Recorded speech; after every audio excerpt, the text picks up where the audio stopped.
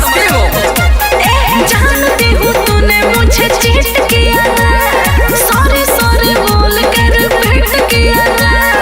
दगाबाज के बा फोन चेकअप करो, दगाबाज के बा कॉल चेकअप करो, पार्टी में तोरा से ब्रेकअप करो, दगाबाज के बा कॉल चेकअप करो, पार्टी में तोरा से ब्रेकअप करो।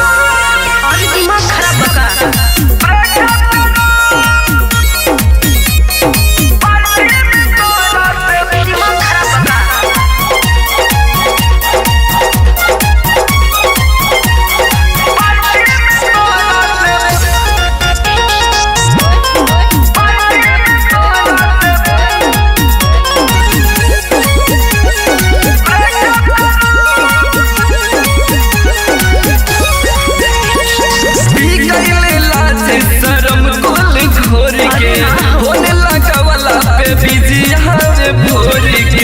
ऐसा नहीं है सोना, सुनो नाना के लड़की का आया था काल, पूछ रही थी मम्मी पापा। और 3 बजे भोरवा मेरे समझो ना बाबू, थाना में काले हमरा पटकरा, थाना में काले हमरा पटकरा, पार्टी में तोरा से ब्रेकअप करा, दगाबाज के बकौल चेकअप करा, पार्टी में तोरा से ब्रेकअप करा।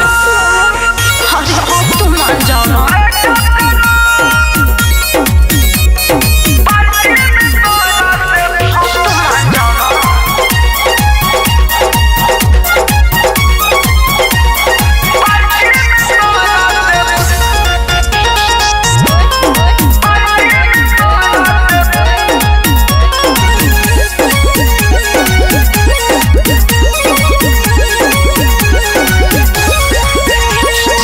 सुननी हो पाड़े बवलिया से फसल, सुन के छुरिया मंदिलवा में धसल, तो है मेरे सहेली के भाई, पूछ रहे थे कल घर पे थी आई। कितना सब करते हो।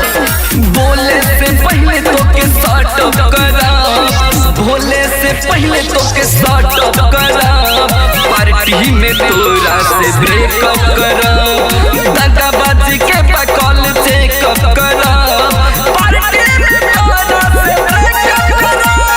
जानती हूँ तूने मुझे चीट किया ना, सॉरी सॉरी बोल कर भेंट किया ना।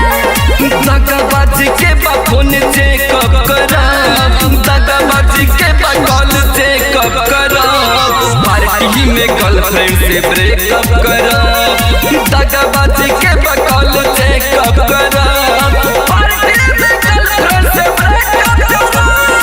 अरे बाबू मान जाओ ना प्लीज।